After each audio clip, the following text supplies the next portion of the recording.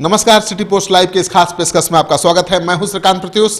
राजनीतिक गलियारे से एक खबर लेकर आया हूं जो खबर भी है और हंसी ठिठोली भी है, बहुत मज़ेदार है, नाजुक दौर भी उसमें है, कुछ गंभीरता भी है, कुछ खास बात भी है।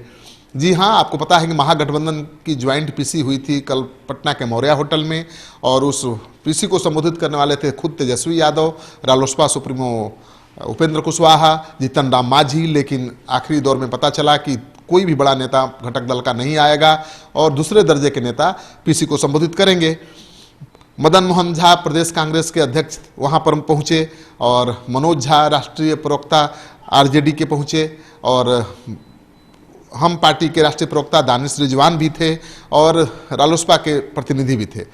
जब प्रेस कॉन्फ्रेंस शुरू हुआ और महागठबंधन के सीटों के बंटवारे का ऐलान हुआ कि कौन पार्टी कितनी सीटों पर लड़ेगी, पहले चरण के उम्मीदवारों के नाम की घोषणा भी हुई, लेकिन सबसे ज़्यादा परेशान दिखे मदन मोहन झा। जी हाँ, जैसे ही ये ऐलान हुआ कि 9 सीटें कांग्रेस को दी गई हैं, मदन मोहन झा कोशिश कर रहे थे किसी तरह से कि जो आरजेडी के प्रवक्ता हैं मनोज झा ये भी बता दें कि 9 सीटों के साथ साथ एक राज्यसभा की सीट भी मिली है। वो कान में फुसफुसा रहे थे कि आप जरा औरंगाबाद जो सीट गई है हम के कोटे में, उसकी जगह पर निखिल कुमार को राज्यसभा की सीट दी जाएगी, ये भी ऐलान कर दीजिए। और वो बार बार टाल रहे थे, लेकिन मदन मोहन झा समझा रहे थे कि देखिए, अगर आप ऐलान नहीं करेंगे तो बात बिगड़ जाएगी। होटल के बाहर सब कांग्रेसी खड़े हैं, निखिल बाबू के समर्थक खड़े हैं, कुर्ता फाड़ने लगेंगे, हंगामा करने लगेंगे।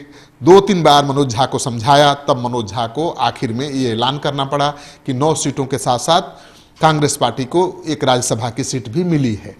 आपको पता है कि निखिल कुमार का जब टिकट कटा तो उनके समर्थक कांग्रेस दफ्तर पहुंच गए थे, जमकर हंगामा किया था, पुतला दहन किया था, प्रदेश अध्यक्ष मदन मोहन झा के पुतले फूके थे और उनके खिलाफ अखिलेश प्रसाद सिंह के खिलाफ नारेबाजी की थी।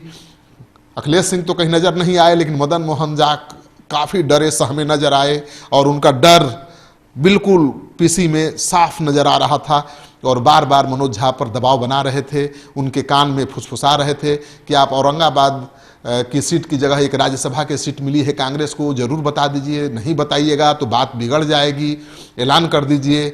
आखिरकार तंग आ गए मनोज झा और उन्हें पीसी के आखिरी में ऐलान करना पड़ा कि 9 सीटों के साथ साथ कांग्रेस पार्टी को एक राज्यसभा की सीट भी मिली है।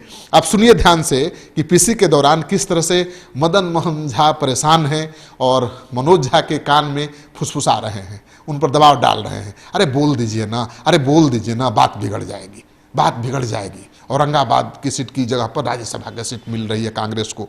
आप जरा सुनिए।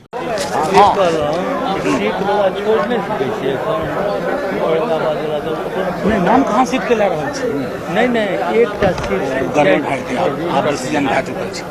तो आपने सुन लिया कि किस तरह से मदन मोहन झा कान में फुसफुसा रहे हैं, बार बार दबाव बना रहे हैं मनोज झा पर कि आप अनाउंस कर दीजिए कि राज्यसभा की सीट भी मिली है। ये तो बड़ा अपमान की बात है। 11 सीट पर समझौता हुआ, कांग्रेस पार्टी ने ऐलान भी कर दिया चुनाव लड़ने का और लालू जी ने कांग्रेस को लंगड़ी मार दी, 9 सीट पर लाकर अटका दिया।